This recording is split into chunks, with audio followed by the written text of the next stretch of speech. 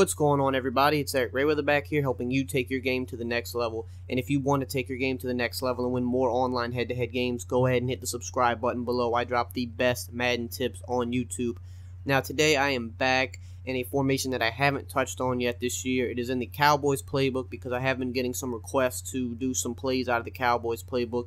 And we're in the gun empty trips tight end formation, which is a very unique formation. It's a trips tight end, but instead of having the running back in the backfield, we have an extra wide out, spread out to the right. So it's pretty unique, and it can cause some mismatch trouble for us. So the play I want to look at today is the basic 4 verticals, but because of the alignment of this formation, it really is going to help us do some damage against defenses, especially cover 2. Now, as far as setting this up, all I like to do is take the B wide receiver and put him on an in route. That's absolutely it.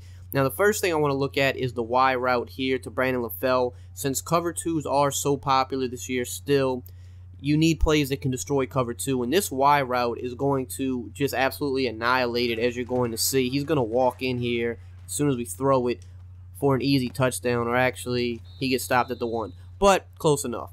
If we threw it just a tad bit later, it would have actually been a touchdown. We're going to throw it one more time, though. But as you can see, because of all these deep vertical routes, it's pulling these safeties in opposite directions, and that allows us to pass lead, and we get hit with the block shed. But that allows us to pass lead this slanted streak here to Brandon LaFell to the inside, and pick up 20+ yards with ease. And that's something that is so valuable against cover 2 this year. Man, they're just block shedding like crazy right now. We can't even get the ball off, but that is practice mode against the computer.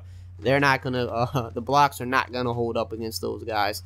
And throwing it a little earlier than I want to because of the block shed. If I could actually wait a half second later, we could get the touchdown, but the computer's not cooperating right now. But that's fine. You can see that he's open. You just want to bullet pass lead it inside. You can rack catch it or possession catch it, just depending on the position. A lot of times against cover 2, you can rack catch that and walk in for the touchdown. If it's a little bit tighter coverage, definitely hold the possession catch to be safe. Nothing wrong with that.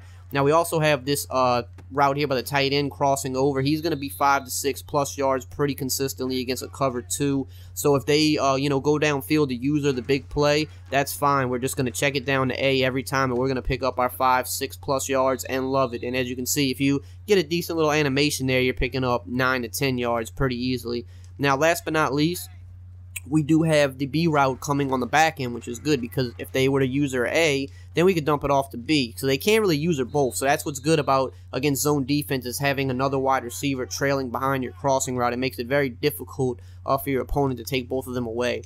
Now, looking at a cover 3, the Y route's not going to be valuable to us against like cover 3, man, cover 4, and things like that. He's a cover 2 buster, which most people run this year. But if you're facing someone that runs cover 3, my main suggestion is checking it down, because as you can see, this crossing route against cover 3, you're picking up almost 15 yards. And I mean, to pick up 15 yards on a crossing route, you'll take that all day long, every single day. I mean, it's just way too easy.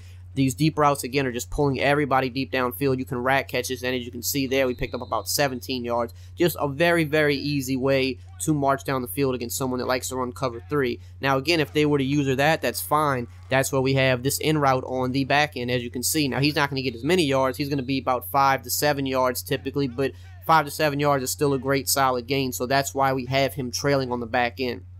Now, last but not least, against cover 3, you can hit this RB crossing route. It is going to be a tight window. Definitely want to hold possession catch on this, but you want to wait till he gets about right here, pass lead it to the right, hold possession catch, and as you can see, if you throw it the timing right, you hold the possession catch, you typically will not get hit. You'll get down, and you will be successful with a big gain there. So multiple options against cover 2, multiple options against cover 3. Now we're going to look at man. And again, we go back to the crossing route here. This is going to absolutely toast man, especially if you have a good tight end, which Tyler Eifert is.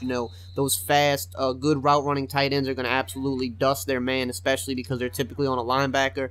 They're not going to really stand a chance to keep up. On this back end, again, the B route, that is unbumpable as we get hit with the block shed. But you can see those smart routed, or not smart routed, but hot routed, hot routed in and out routes are unbumpable this year. So he's getting a free, clean release. You can rack catch this, and look at this. We're taking it upfield, and we're getting 20 yards right there. Now, you're not going to get 20 yards every single time, but you're going to get 5+ easily with that. So again, having that trailing in route behind that crossing route is very crucial for us, because it makes it hard for our opponent to take both of those away. Now, against man, again, you can hit this RB route against man. Now, there, he kind of didn't react to the ball for whatever reason. If you have a cornerback on him, he might defend it a little bit better. Keep that in mind. But if a lot of people run nickel this year or run dollar, so a lot of times you're gonna have a linebacker on him, and in those cases against man, you can throw it and you will beat him. And keep in mind, this wide receiver right here, this is like a 4th string wide receiver, not a very good wide receiver. You know, if you are in Ultimate Team, you're gonna probably have a lot better wide receiver there. You'll create even more separation, but he has the ability to beat man defense. It's a little bit of a tighter window. Usually when I see man, I just like to stick underneath with the crossing route or the in route. But if you have a good wide receiver at that spot, when he gets off the press, he's going to get some nice separation. So if you haven't used this play yet or this formation, definitely take a look at it because it's something different. People aren't used to seeing it, and it can definitely help you move the ball down the field on offense. Definitely put it in your custom playbooks if you run a custom. I definitely think it will help you put up some more points and get a lot more yards. Now, as always, you guys know the drill. If you enjoyed the video, just drop a like, comment, subscribe, and I will see you guys next time.